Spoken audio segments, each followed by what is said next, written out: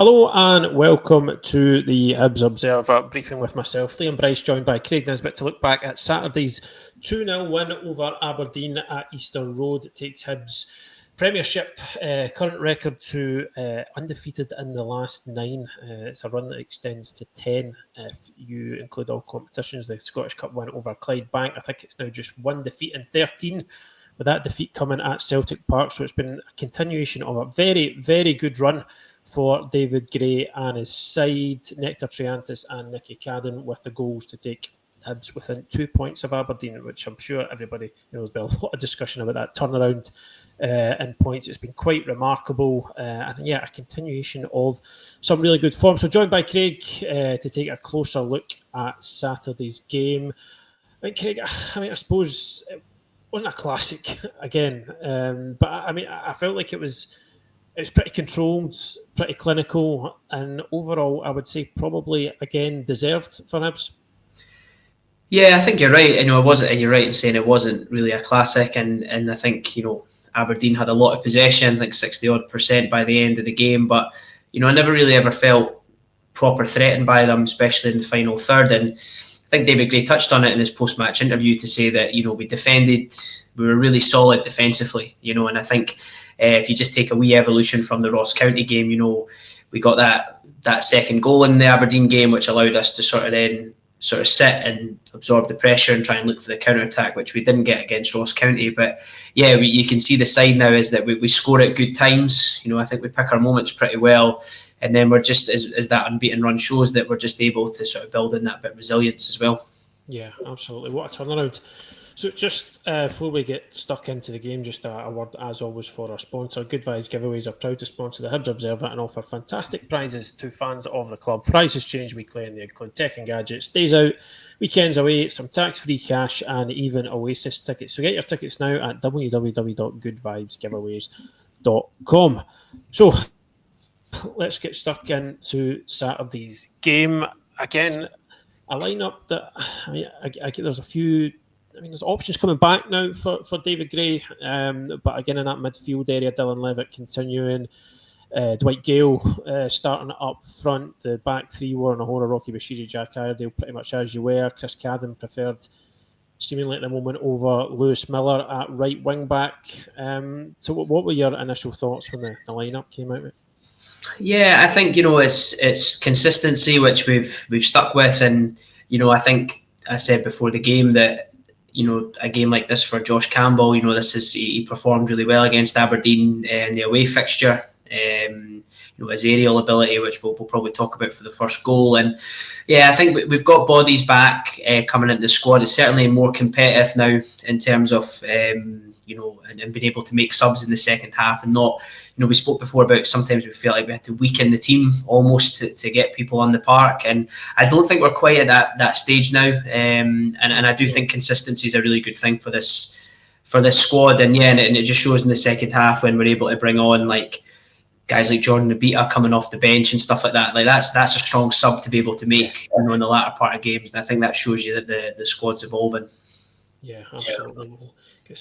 We'll look at the expected goals race chart. So we've got the passing network there, but that'll probably tie a wee bit more into how we're going to talk about Hibs and possession. So we'll go for this first. Comfortable. Aberdeen, a wee flurry towards the end, a couple of we'd say minor chances there, but you look at the 1.4 expected goals for Hibs, 0.46 for Aberdeen, and the bulk of that coming, in the latter stages, already 2-0 down. Never really felt too threatened, as you can see. They're scoring at good times between the 20th and 25th minute, and then just after half time, a couple of wee spikes towards the end. I'm assuming that I don't have the details to hand, but that'll be the Martin Boyle 1-on-1. I think so. And then after that, Kieran Bowie had a shot, and there must have been something else in there as well, but it escapes my immediate memory. But again, it just kind of, as we say every week, folks, these charts just kind of give you a really kind of concise, overview of the flow of the game at various points. Hibs, the more threatening of the two sides, you can see those percentages up there. Kind of Stats Bomb sort of calculates their algorithm, how if the game panned out exactly as it did in terms of opportunities, how likely is one team to win it. likely is a draw, how likely is an away win. So you can see a Hibs there 65% win probability shows that they were more than worthy of the 3 points. So how does that look to you? Does that seem like a fair reflection of how the game panned out? We talked about control there, and that seems pretty controlled to me. Yeah, I think so. I mean, the first 20 minutes was quite poor from both sides. Really, there wasn't really much goal mouth action, and I think you can see that. I'm gonna guess that little initial spike before the goals, the Nicky Cadden shot that gets blocked, that goes out for the corner. Obviously, getting the goal then was great, and then we kind of dominated that spell really. And it's interesting because I did sort of feel like when Aberdeen switched a couple of things around on the 60th minute. I think like Clarkson dropped a little bit deeper, and Shinnie and Palaversa pushed up a little bit, and then they did get a little bit more control in the game, just like a little bit. But you can, that in that latter part for them as well. I mean, by then they pretty much had 4 strikers, didn't they, on the park at that point? They were just absolutely going for it from there. But yeah, I think a lot of possession, but Smith didn't really have too much to do. Everything he did really well in terms of claiming the ball from corners and dealing with things. But he wasn't really forced into any big saves. So yeah. Yeah, you can see from those sort of wee spikes in the Aberdeen expected goals trend, it was more half chances than anything else. You compare that to the goals that Hibs scored: Triantis' header, Cadden's header, the chance for Martin Boyle as well. There was only really one team creating clear-cut chances. So we'll have a look at how Hibs approached it, because as you said, the kind of opening 20 minutes or so wasn't great in terms of it being a spectacle. It kind of felt a wee bit to me like just kind of two teams sort of cancelling each other out a wee bit. But this is Hibs' passing network this is the starting 11. These things get a wee bit messy once you start bringing in the subs, but it gives you a kind of, again, like the expected goals race chart, just that sort of concise overview of the positions players were taking up, how players were linking up, as we say, the thicker the line between two players that's connecting them. Kind of indicates more passes between them. So there is, you can see there's a lot of... not so much link up between the forward players, but you can see there, the back three heavily involved in the build-up, as you'd expect. Levitt and Triantis kind of sort of by that, looking to take up similar positions. The wing-backs maybe not as high as they have been in other games. Certainly Nicky Cadden, and we've seen him in games before, being much, much higher up that side, but it was that kind of game where it was kind of two sides going up against each other's defensive shapes with for kind of extended periods, not a lot happening. So, I mean, what are you taking from that? What can you see there? It's actually interesting because I genuinely haven't looked at that, and that actually kind of ties in to what we'll talk about at the beginning. Is that at Aberdeen they sort of sat off a little bit when we were playing out from the back. They sat off us a little bit and actually felt that both Ockles and Keskinen in the first half were actually quite deep. They dropped onto to our wing backs to try and mark, and then obviously Shinnie and Palaversa dropping as well. So it kind of made sense. It was quite tough, I think, to get Nicky and Chris Cadden into the game higher up the pitch. And it's interesting seeing the front three like that because, I felt like when Iredale and O'Hora and stuff were on the ball, there wasn't options to try and find these guys into feet. It was more like they were looking in behind, but there wasn't much space. So it does sort of make sense. And there was a bit of that, the ball just going round in that sort of U shape, like one wing back to left centre back, to centre back, right wing back. And it was the same for Aberdeen as well, really. Their possession, we were happy letting them get it wide, and we were happy to defend crosses into the box. So I think you summed it up well. It was just two teams sort of trying to outwit the defensive shapes, really. Yeah, it was a wee bit of a chess match. I didn't include this graphic because we had a lot to cram in, but I did have a wee look at where Aberdeen were pressing Hibs, and it ties into what you were saying there. There wasn't a lot high up the park. There was more so when Hibs were getting a wee bit more advanced, and they were kind of choosing to try and press in the wide areas, and I think they were quite content to try and sort of block the ball going through the middle.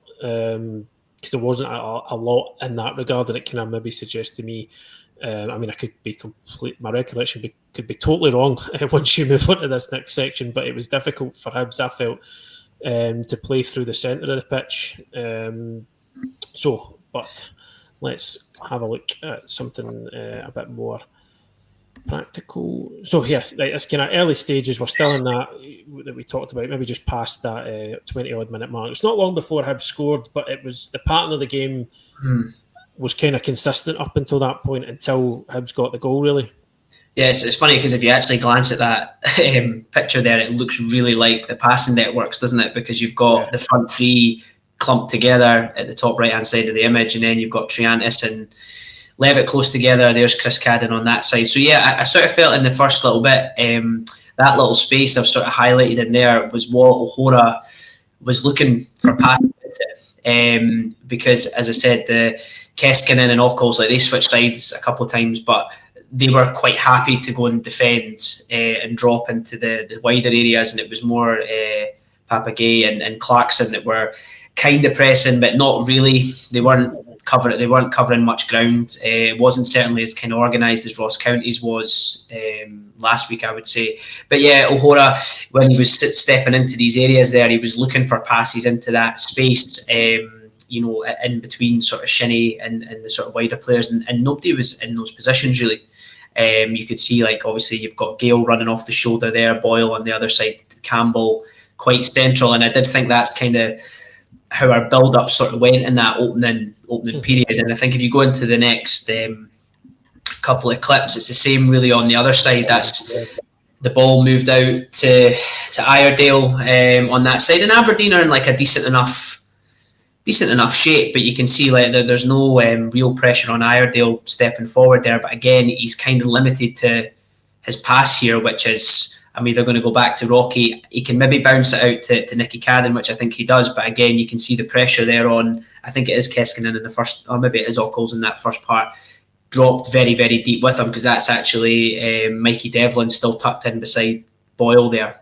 Yeah. So there was quite a lot of that in the opening part of the game. And again, if you move on to the next clip, again, we hit Iredale actually hits a switch here straight across to O'Hora, kind of cutting Rocky out to kind of go a bit more direct.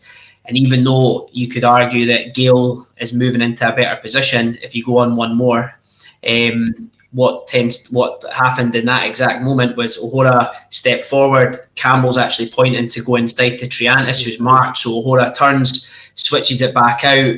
We go into Nicky Cadden, next clip, and we end up working our way back across. Those two clips the wrong way around. They are.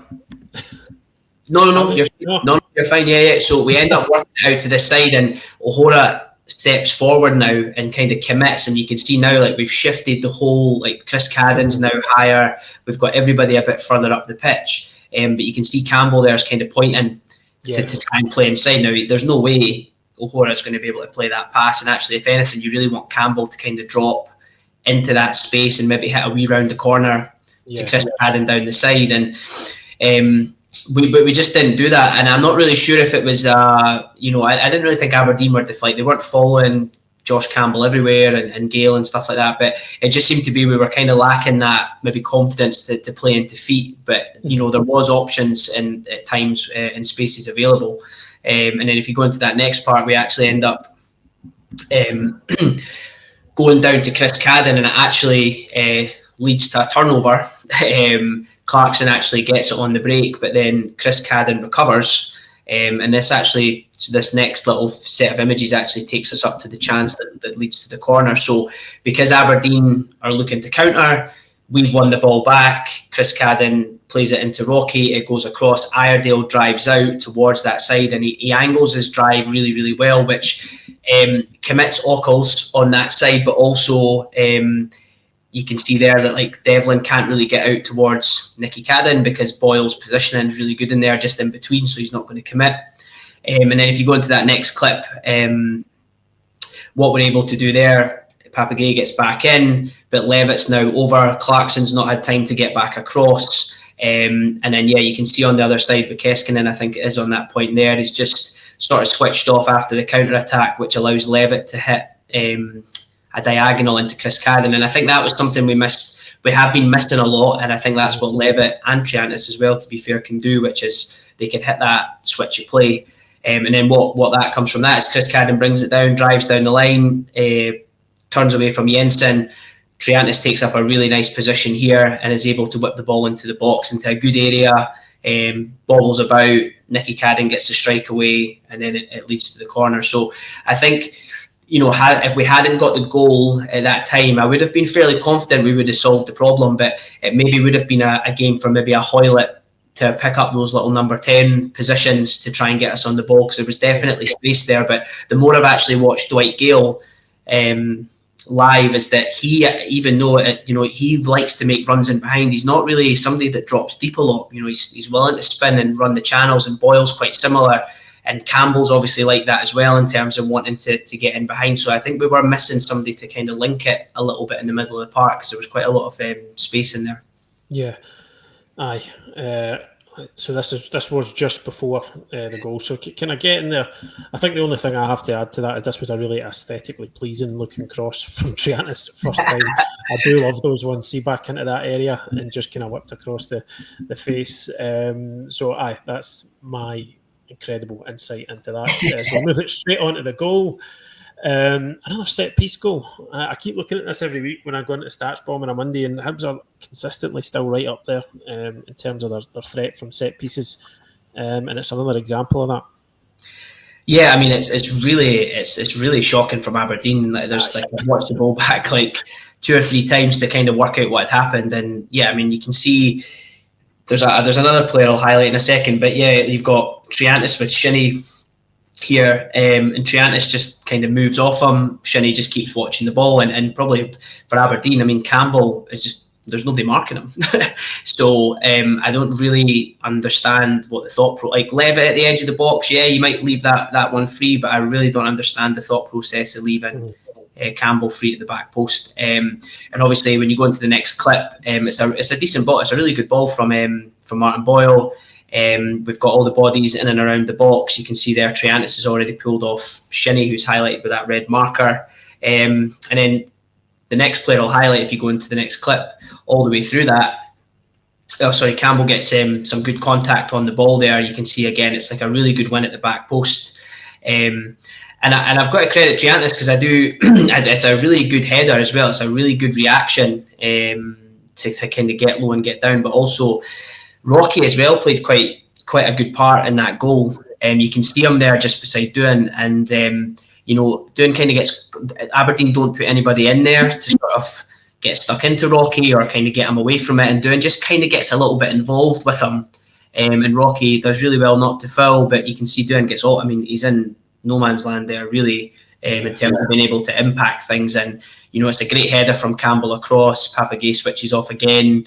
And it's just a great reaction from Triantis, which I think are in the next couple of clips, just to put it in. So there's he's taken up that position for a long time now at corners, and I suppose I think it'd be natural for some folk to maybe look at it and say, well, why are you putting your centre half on there? I know it has been Ellie Yuan that's been put on the goalie at times in the past, but I suppose this is the benefit of that, because he's. I mean, if Rocky's standing in front of you, he'd be a hard guy to get around, wouldn't he?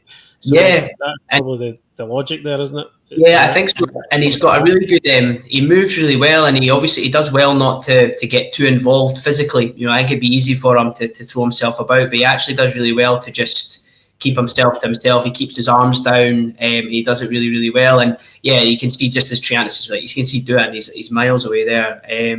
And it's just a really great reaction from Triantis, because that's not easy to just sort of react as quick as he does to guide it into the bottom corner. So, yeah, another good routine. It's something, set piece have become something that we've become to rely on. But yeah, fantastic again, and another contribution from Campbell. Yeah. So we move it on into we're at the second half here. Yeah.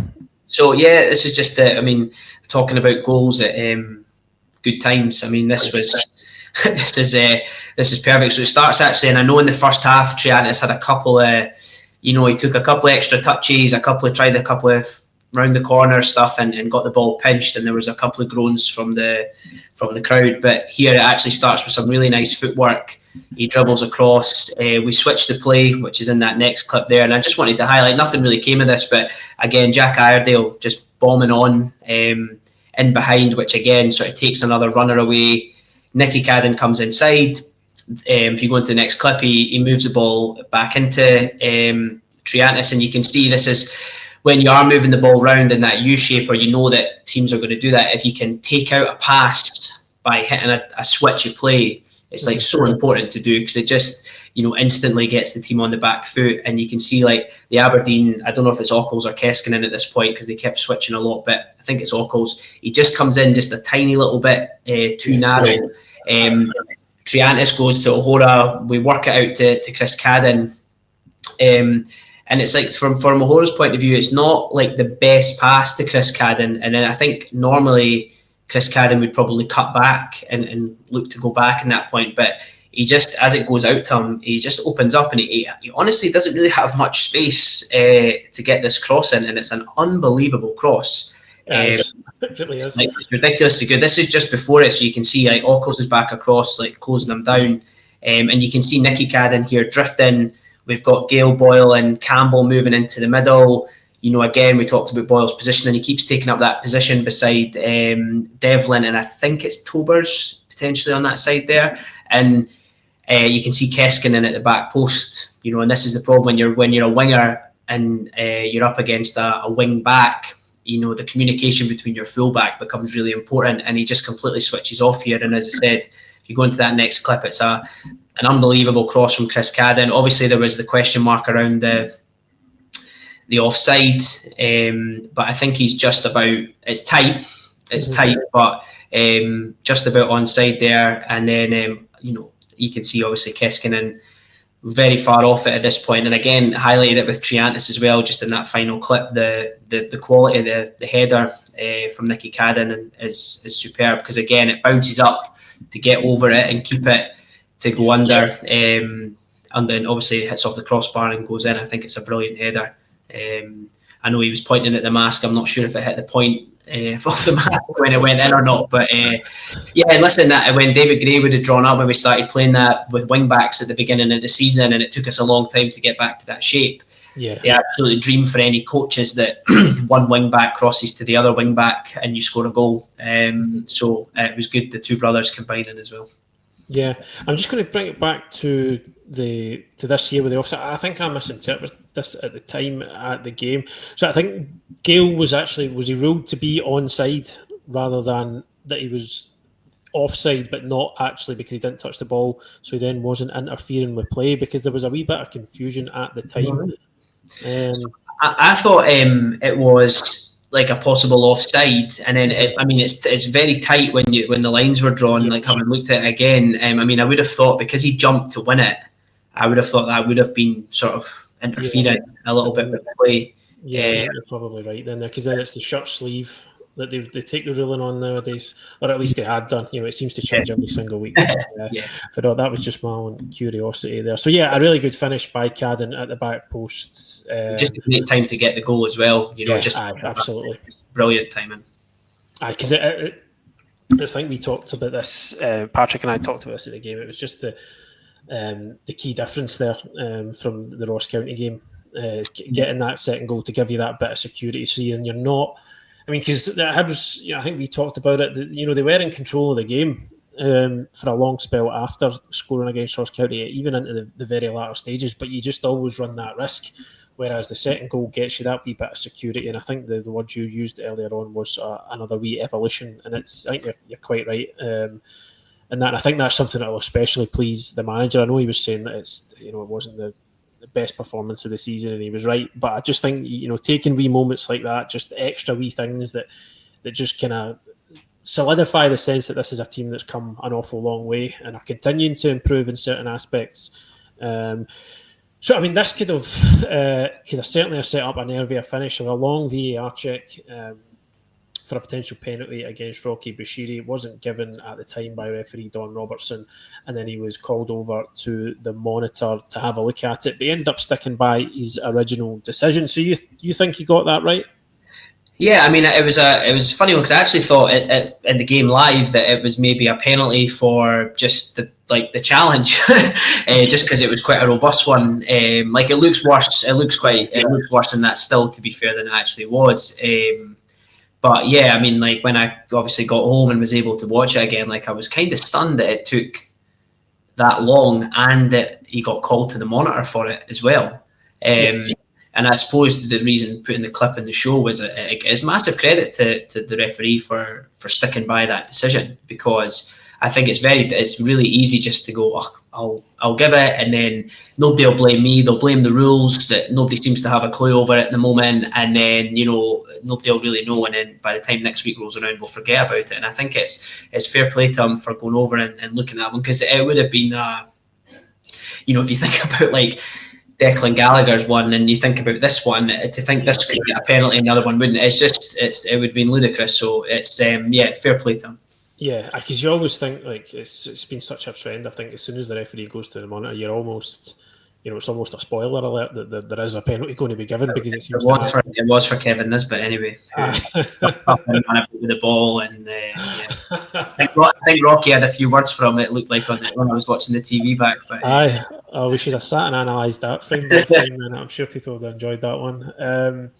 I couldn't see the still kind of it sort of makes it look as though Rocky's come steaming into him, but it's not. They're both close together when it happens. He sort of jumps and uses the. Yeah. So it's a standard sort of jump a centre half would do, and obviously the ball sort of hits his arm as it hits his head, and then cannons away. But yeah, it's just if you're looking at the handball element, then. That's if you're going to go and challenge for a header, then that is surely the natural position for your arm to be in, even though it is raised. I think we've talked about this before, about this, like sometimes there's a perception that if your arm is up, then it's not a natural position to be in, but it entirely depends on the movement you're making, doesn't it? It does, and as the other thing, it's just scary to think that it went as far as this. Like that's the bit that more worried me, really, was like how have they spent so long, and that's why I thought, it must be something to do with maybe a foul, and that's why it took ages. But just ridiculous. But fair play to Ron Robertson for sticking by that call. Fair play. So moving on, to finish off today, we wanted to talk a wee bit about Kieran Bowie coming on again. I think, if I'm not wrong, that's the most minutes he's had since he came in. I think maybe, I don't know, the League Bank game might have been there or thereabouts, but I think it's certainly in a league game. This is the most minutes he's had on the pitch, I'm pretty sure. And obviously there's a real sense of anticipation, intrigue about what it is he's going to be able to bring to the team. So he had a few moments, didn't he? Yeah, and I think the way this is sort of talking about the squad really, and the evolution of it, is that he'll be somebody eventually that you would hope that would be starting games and seeing games out, but being able to bring him off the bench to allow us to go a bit longer at times, and having somebody that can hold the ball up and challenge for it, like you're seeing in this just comes from a couple of headers, and then Rocky absolutely doing the right thing and shelling it up the park, and Bowie's able to get in there and be a physical presence without fouling. I think one thing about Kukarevich, and I think his hold-up play is quite lacking for his size. I think he struggles a little bit with that, whereas I think Bowie, as we'll see, doesn't. And I think this example here, he gets himself in. There's no foul there. He just uses his body really well. And in the next clip, the ball bounces up, and you can already see Boyle's on the move. And as it bounces, it's just a first-time ball. It's a really brilliantly weighted pass with his left foot. Boyle is onside, which was good because he sort of struggled with that a wee bit in the first half, and he actually ends up popping it through the legs of Dorrington, I think it was, at that point. And that's just that's the difference in quality I think you can see there. How many times have we spoke about Kukarevich on the ball and just taking an extra touch or not playing it at the right time, people making runs and things like that. And I think with Bowie, we're going to get someone that knows how to link things up. And we'll stay on the Boyle chance, because I know he deserved a goal, and it was a shame really, because it is actually his first touch that is kind of what he ends up with. Normally he would be the yellow line, which he takes it away from goal, brings the keeper out, opens the angle, and then he sort of tries to lift it over him. That's the kind of vintage Martin Boyle finish, but his first touch actually goes quite central, kind of more the purple line. So as it goes central towards the goal, it gives Dorrington a chance to catch up with him, but it means his second touch then needs to sort of take him away so he can do his sort of finish. But by then, and to his credit to Ross to doing it, I think as well, because he stays quite big throughout, and as Boyle takes that second touch, that's when he decides to come out and he keeps himself quite big, and the ball bobbles around a lot, and you can see there for doing it's like quite a good shape he sort of takes in that position there, and Boyle's just unable to lift it over him. But it was it would have been a great way to have killed the game at that point, because it just came, I think, a few minutes after the VAR decision, I think, if I've got my times the right way around there. But exciting to think about Bowie and Boyle as a front two. Yeah, there's definitely potential there, isn't there? Because again, it's like that. There is a kind of perfect example of what he could bring. It's winning the physical battle, and then when that ball drops, Martin Boyle was going to be on his bike straight away, and then you can see that Bowie's obviously got the quality to find them. So this was these other kind of wee glimpses. It's just you're just getting wee glimpses at the moment, and wee moments and wee kind of suggestions of right. This is what this lad could bring long term, and this is probably something I'd imagine you'll see a lot. He'll want to take the ball into feet in kind of close proximity to defenders, because he eventually gets a shot off here, doesn't he?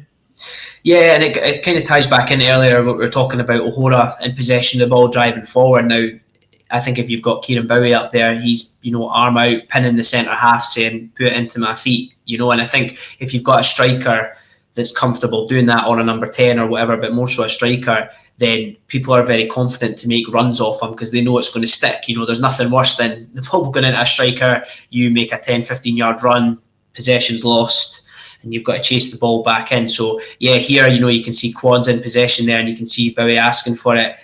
It goes in. If you go into the next clip, you can see that he then that's that movement there. Gets his arm up, keeps the defender arm width away, so he can take the ball on his left foot. And as the ball goes into him here, you can see, even though this is the 94th minute, Kwon and Miller are both, well, we're going to make a run in behind because we know this guy's going to hold the ball up. And, I think he absolutely did the right thing by not giving the ball to either of them. But, the fact that he's able to make that run, you can see Aberdeen are completely caught off there. And if he was able to sort of backheel that or lay it off, suddenly we'd be into maybe a good attacking position. But you can see there he's sort of got right arm holding the defender off.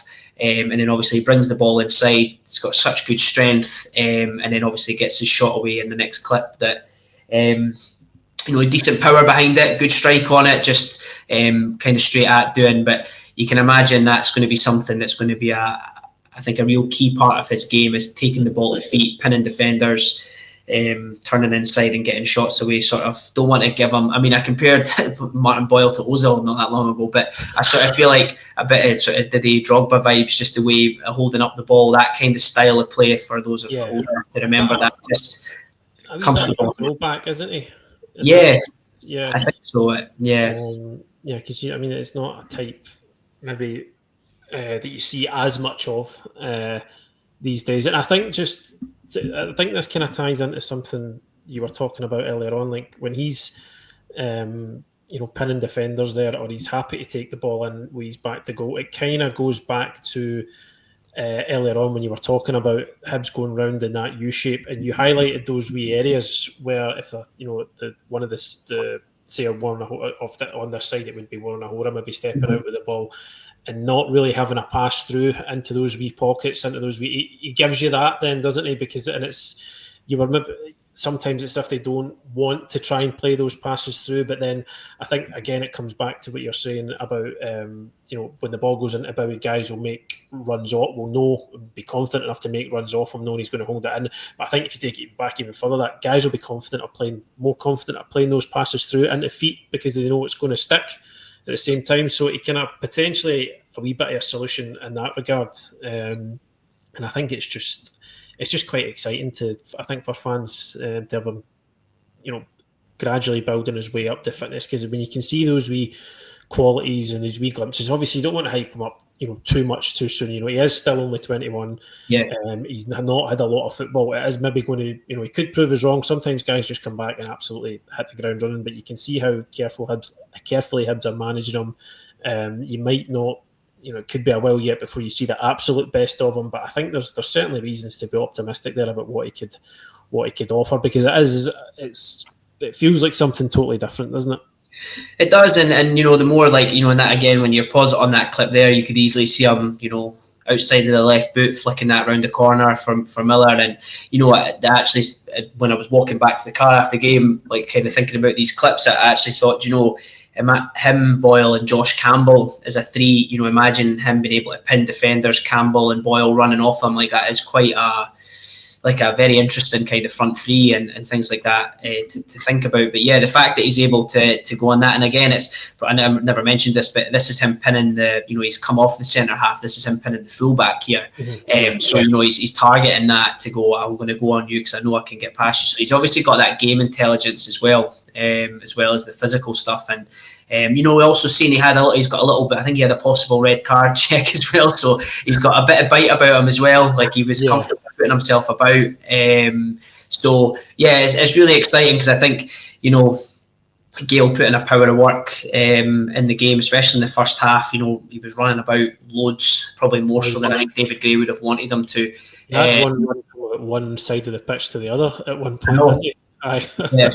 And you're right in terms of that. In terms of the evolution of the team, is that if we can go wide, but also we can play centrally, and we've got a striker that's able to hold the ball off, it just makes us a different type of team to play against, and gives us options, which I think which is important when we're progressing forward. Yeah, absolutely. So some reasons to be optimistic there. Obviously, the result above all else takes Hibs up to 5th place within a couple of points of Aberdeen, closing in on Dundee United as well. So it's going to be a really, really interesting run-in towards the split. I know David Gray's saying at the moment that their Hibs' immediate priority is still to secure that place in the top 6 because it is still very tight, as it has been all season in the league. But there must be a confidence there that the kind of primary focus will be looking up the way rather than worrying about what the other teams trying to break into the top 6 are doing. And on current form, I think that would be totally justified. So I think we'll leave it there for today.